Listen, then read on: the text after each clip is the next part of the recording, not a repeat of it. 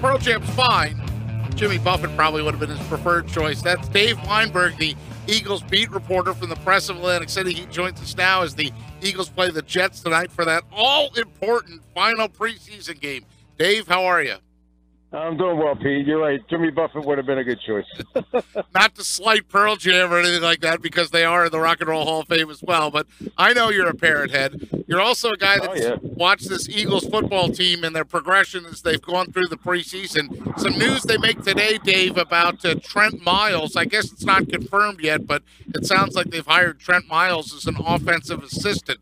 What does that signal to you?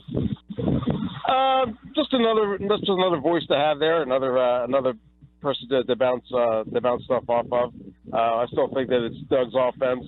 It's still Frank Reich's still the offensive coordinator, and that's going to be the main guy that he's going to rely on. But just you can never have too many opinions, I guess, if you're going to try and form an offense that's to your liking. So just another opinion doesn't hurt. And do you connect the dots in a situation like where John DeFilippo was being considered for other jobs and they kind of denied permission, or Frank Reich was up for the Buffalo job? They're just trying to protect their investment, I guess, which would be Carson Wentz.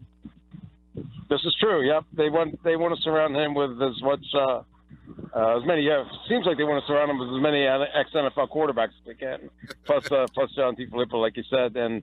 They want to establish some stability there, keep those guys intact as long as they can. If Frank gets a head coaching job or whatever, then of course you can't stand in his way. But, as long as they can keep that trio intact, they're going to do it. Now, I kind of punched the words all important preseason game. It's the fourth preseason game, and that's the one generally that the starters don't play at all, and it's the battles for that 51, 52, 53, those last couple spots on the roster. What will you be watching tonight, Dave Weinberg? Well, I'm not going to the game. I don't generally go to road preseason games, so I'll be riveted to the TV just like you. But, so some of the things I'll be looking for is primarily I want to see something out of the running backs. I want to see if Corey Clement or Donnell Pumphrey can take command of that job. It looks like there's one running back job up for grabs. Those are the two guys who are the top contenders, along with Byron Marshall. But does seem to indicate that it's probably going to be Pumphrey's job to lose, only because they traded up in the fourth round to get him, and they don't like to. It's been quite a while since they've caught a draft pick, in the fourth round or higher. So I tend to think that that's Donnell's job, unless he totally collapses today. But I've been impressed with Corey Clement in the preseason. He's really made that a tough decision for the coaches, which is what you want to do if you're an undrafted rookie. And I think he's played very well. Being from nearby Glassboro, I kind of have like a little bit of a rooting interest in him too. But he's probably a really good contender for the practice squad at some point, I think. Right, and are you of the school of thought, Dave, that they feel like they could sneak Clement through to the practice squad, but Pumphrey, because he was the draft pick and the higher marquee, like the guy had more attention on him, that they wouldn't be able to get him through? Yeah, that's probably right. Yeah, you rarely see an undrafted free agent get claimed by another team if he's released. Although Clement's had a very good preseason, and I'm sure that other teams have taken notice of that. So there probably is always that chance that somebody else could grab him, but. As of now, I think he's they're pretty safe in maybe cutting him on Saturday and then bringing him back, a couple of days later. Dave Weinberg with us, the Eagles beat reporter for the Press of Atlantic City, and columnist for the Press of Atlantic City as well. How concerned are you about the backup quarterback position, Dave? We haven't seen Nick Foles at all this preseason. The Eagles keep telling us remain calm. It's no big deal, but yet you haven't seen him at all. Yeah, I'm not as worried as some other people, only because, look what Carson Wentz did last year. He played all of like 6 snaps, I guess, and all of a sudden he's the starting quarterback and had a pretty good year. Nick's been in this offense long enough to know what it takes to make it run. Ideally he'll never get on the field anyway, but if he does, I think Doug seems to be pretty confident in the fact, one, that his elbow isn't really hurt that badly, and 2, that if he's called upon, he'll be able to get the job done. So I'm going to take Doug at his word on this, and believe that Nick will be ready if he's ever called upon. Dave, switching over to the wide receiver position, you look at it looks like it's pretty sure that it's 4 guys for sure: Jeffrey, Smith, Aguilar, Hollins. Is it safe to assume that Marcus Johnson then is the fifth receiver? And if they go six, do you think that's Bryce Treggs? Yeah, I'd say it's those two. I mean, you would have thought that Sheldon Gibson might have a shot, but he's had such a terrible preseason, except for maybe just one game. I think he had one practice actually. He had a pretty nice day, but he's been a major disappointment, and he's another guy who I would think would be a candidate to come back on the practice squad. Paul Turner's been hurt the whole time. I mean, he played a little bit last year and showed some things, but he really hasn't been on the field enough in training camp in the preseason to really show what he can do. So, yeah, I think you're right there. I think it's Marcus Johnson and Bryce Treggs in that order. I think if they keep five, then Johnson's the guy. If they keep six, then Treggs is the guy. Although I'm a little intrigued by Greg Ward also. He's made a fantastic transition from quarterback at the University of Houston to wide receiver here. He really opened some eyes during training camp, not so much in the preseason because he didn't get a whole lot of opportunities, but I know the coaches are pretty high on him. He might be another guy that they might be considering bringing back. Dave, you mentioned opportunities. We saw in last week's game that Bryce Treggs, Greg Ward, and Shelton Gibson, all three of them each only had one target. Marcus Johnson only had two targets. What kind of run do you expect to see from those young receivers tonight? They'll get a lot more targets, I think, only because the other guys aren't playing. So right. You got to throw it to somebody. So, yeah, it's going to be their opportunity to show what they can do. Both with Matt McGloyd and Dane Evans, I guess, are going to be the guys who are throwing all the passes. So, I'm kind of curious why Dane Evans hasn't gotten more playing time, the other quarterback.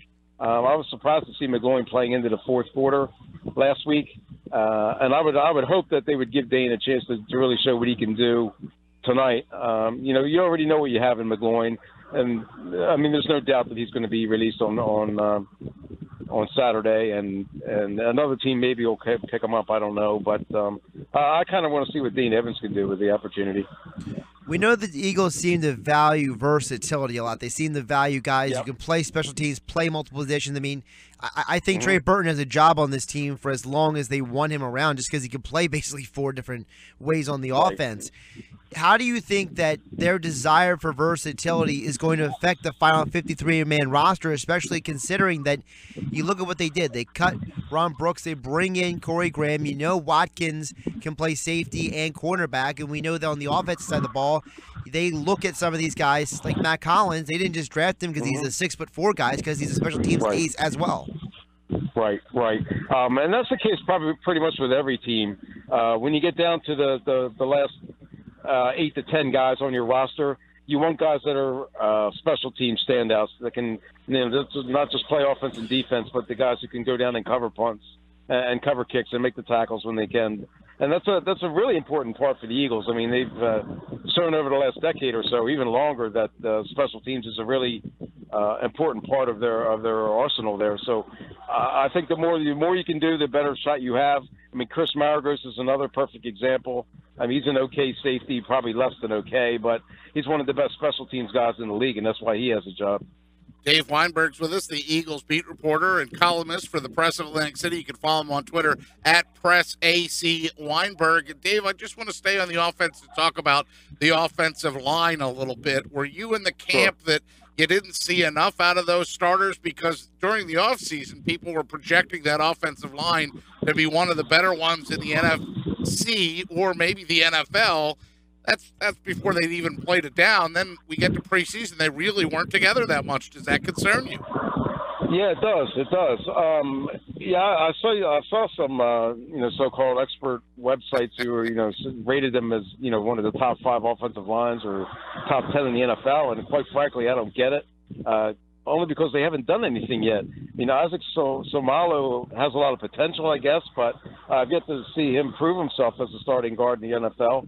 Jason Kelsey, I didn't think he had a good year last year or the year before. He's a very versatile guy, very intelligent guy, but I think that he can be overpowered at the point of attack a lot because he's not the biggest center in the world. So he's going to have to step up. And last year you saw Brandon Brooks had some performance anxiety issues, I guess, that kept him from reaching his potential, although I know they do think a lot of him. And Jason Peters, I think he missed at least one preseason game because Lane Johnson was a left tackle and was terrible. So, I just haven't seen the cohesion and the chemistry there yet. I guess the potential is there, but you're right. I mean, I'm going to take a wait-and-see approach, too, and wait and see if they can really do it when it counts. And as they started to ship out some of the offensive linemen, did you think that's them overvaluing what they have, or just feeling comfortable that they have enough depth at some of the backup positions? I was a little surprised that they traded Matt Tobin, only because of his versatility. He was that swing tackle that they needed, and now you're going to have Vitae there. I'm not so sure that he can handle that. I guess they think he can, or else they wouldn't have made the deal. But Tobin can pretty much play all up and down the offensive line, so I was a little surprised at that. And versatile offensive linemen are pretty hard to come by. I know they think a lot of Wisniewski as a guard and a tackle. I mean, sorry, a center and a guard. They got some other guys there that I guess they're pretty sold on. So yeah, it's going to be interesting to see how that all plays out, especially if injuries come into play here up front. Yeah, how did the Chance Warmack rehabilitation project go from what you saw in camp? Because this was supposed to be the thing. They brought him in to be with his college coach in Jeff Stoutland, and this was going to be the resurrection of his career, right? Yeah, supposedly. I don't think it's gone quite as well as either the Eagles hope for or Chance hope for. Honestly, I haven't been all that impressed with him. I don't know what the problem is, because he was so highly thought of coming out of college. He was rated, I think, the top offensive guard in like the last 5-6 years coming into the draft, and he struggled in Tennessee, and it looks like he's struggling here now. I mean, honestly, I'll be surprised if he makes it to the 53-man roster. Wow. That was going to be my follow-up. All right, we'll leave the offense for a little bit and go to the defense, some of those defensive positions. I know the regular linebackers are set.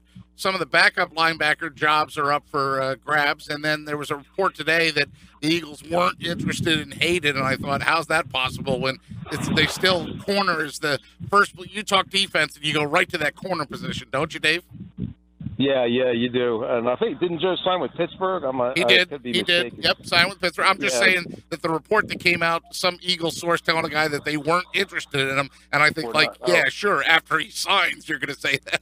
Yeah. I mean, you'd be kind of stupid not to take a look at him. I mean, like you said, the cornerback position is it's been a problem for them for the better part of a decade now.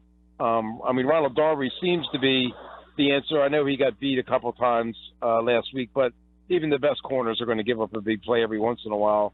But I do think that he truly has the potential once he gets comfortable in the system and everything. I think he'll be their number one corner, the guy that you can put on an opposing number one wide receiver and not have to worry too much. But it's the rest of the guys that haven't really been all that impressive. So it's going to be interesting if some of those guys can maybe step up if they get the opportunity today. But I don't know if Jalen Mills will play or Patrick Robinson or some of those other guys. But I think this is an opportunity for maybe C.J. Smith or some of the guys like that to maybe show that they at least deserve another look. But aside from Darby and maybe Mills, I really haven't been that well impressed. So they probably should have taken a look at Hayden and probably everybody else that's out there. Right, and maybe the new guy, Dave, Dexter McDougal, that they brought in, that's a guy that gets some run tonight, and they see if he's worthy of putting on their 53. Yeah, they seem like the slot position, the slot corner position is coming down to between Patrick Robinson and McDougal, and the fact that McDougal's been with the Eagles for all of 10 minutes to tell you all you need to know about the cornerback position and, how desperate they are to find somebody that can play there. So, yeah, it'll be interesting to see how it all plays out. And the fact that the cut goes from 90 to 53 on Saturday, there's going to be an awful lot of people out of work, come Saturday at 4 o'clock. So I wouldn't be surprised if they, really scouring that waiver wire and see if there's a corner or two out there that they think might be able to help. What's your take on that? Do you like the way they've done that now, or did you like it in the past, or was the gradual cutdowns? I kind of liked it the other way, only because if you were, released maybe a week or so ago, you had that much more of an opportunity to sign with somebody else and maybe get a chance to make their team. Now it's going to be everybody's all jumbled together. I think it's going to be a little difficult for personnel guys to figure out who's who and who's available, who's not, and that kind of stuff. I think it's going to be a pretty confusing situation, but I guess they had their reasons for doing it. Dave, going to the guy who's been making all these moves, Howie Roseman, what do you think about Roseman, what he has done this offseason? I mean, since the start of training camp, they've made 5 trades, and it's 6 players getting moved, all these draft picks getting thrown around. Do you think Roseman is being a little bit too flippant with all of these moves, or do you think that he's under maybe some pressure, he's putting pressure on the team that they need to get this right this year? Yeah, I think you have a point there. I don't think this is a rebuilding year for them. I think that they some of the offseason moves they made before camp surrounding Carson with all those weapons, that shows a little something that they're expecting a little more out of this season. And the fact that they've made these deals during training camp, that proves that they're trying to build as strong a lineup as possible for this regular season. I think they see the NFC East as a wide open division, especially with the Cowboys off the field troubles, Washington losing their wide receivers. I guess the Giants are going to be okay, but Eli's not getting any younger. So I think they feel Howie feels, and the rest of the front office feels, that the opportunity is there right now to really make a strong move. And I think the trades and the signings that Howie's made, I think that's a reflection of that. What do you think at the end of the season, what do you think a final record is for them? Because they were 7-9 last year, but they were 7-9 the year before under Chip Kelly at the end of that. So what do you think is, at the end of this season, a record they can say, all right, we made some progress from last year, we're going in the right direction? 9-7, I think, is what they need to get to. I think they need a winning record just to give the fans some hope that they're making progress and that, like you said, they're moving in the right direction. Another losing season isn't going to cut it, especially in Philadelphia with the fan base as demanding as they are.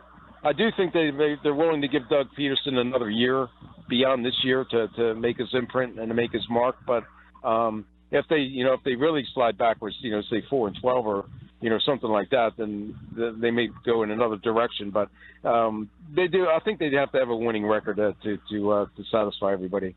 Dave Weinberg with us, the Eagles beat reporter for the Press of Atlantic City and columnist for the Press of Atlantic City as well. So, Dave, I'll wrap up with a couple of Josh is talking about Howie's moves that he made. One of those moves was trading John Dorenbos. Not a lot of people saw that coming. Traded him for a 7th-round draft pick. I don't know how many times the long snapper gets accolades from the owner, but in this case he did. Right. Were you surprised by that move, or were you of the ilk that, hey, Howie got a 7th-rounder for a long snapper?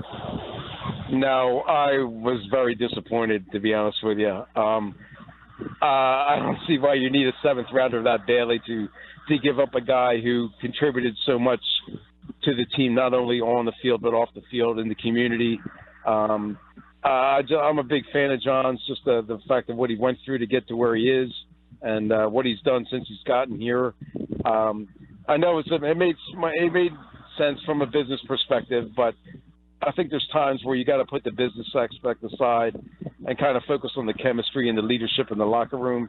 And no disrespect to Rick Lovato, he's a very good long snapper, and I'm sure he'll do the job just fine. But I think they're going to be missing something with that by sending John to New Orleans.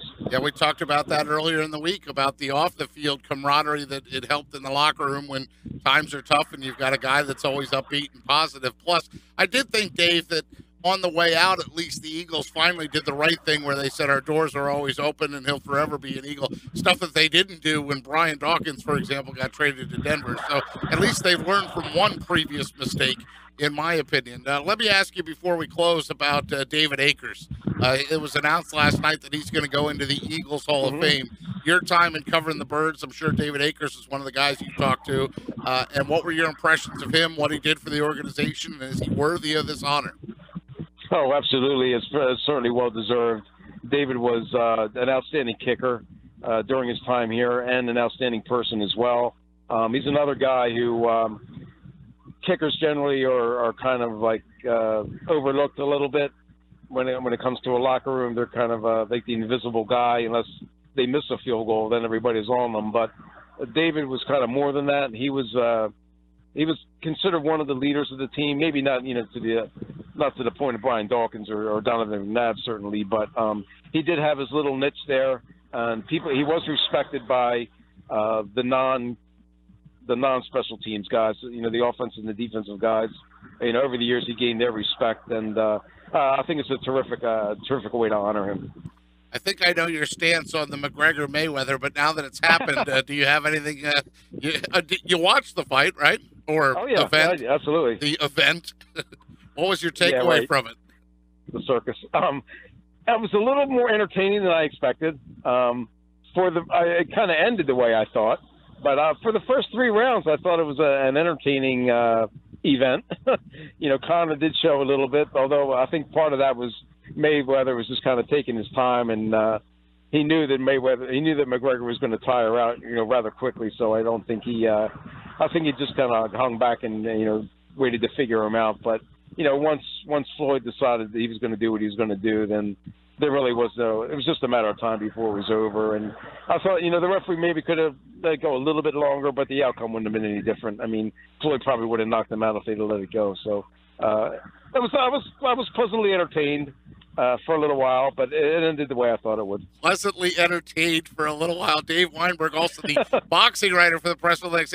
Dave, that night I went to the Phillies game. Reese Hoskins hits a home run in the first inning. Phillies actually led 2-0. Of course, they ultimately lost 17-2, but they were getting beat so bad that by the 7th inning, I said, I think I've got time to get my dad back to where his car is in South Philly and then turn around and hustle back down to one of the AC properties. And that's what I did. And I'll tell you, they were spilling out of all hallways. And, for one night at least, AC felt like a boxing town again. And for that reason, it was pretty cool to be able to go out to one of the properties and watch it. Yeah, that's very cool. Yep. I just wish that they would find a way to actually bring a fight to Atlantic City instead of having to watch it on TV. I was really disappointed that the Triple G Canelo Alvarez fight that's coming up in a couple of weeks. I was really hoping Atlantic City would be able to land that, and it didn't work out. But you're right; it shows what's possible when you have the right matchup, and people are really into it. And I would hope that the casino operators and the powers that be kind of took a look at that and saw that the potential is there to bring boxing back if they really want to. That's right. If you work for a casino out there, you tell your boss, we want more boxing back in Atlantic City. Bring it back. Dave and I are asking for it. Good stuff, Dave Weinberg, the boxing reporter, Eagles beat reporter, and longtime columnist for the Press of Atlantic City. Dave, thanks so much, bud. Oh, thanks for having me. I really appreciate it.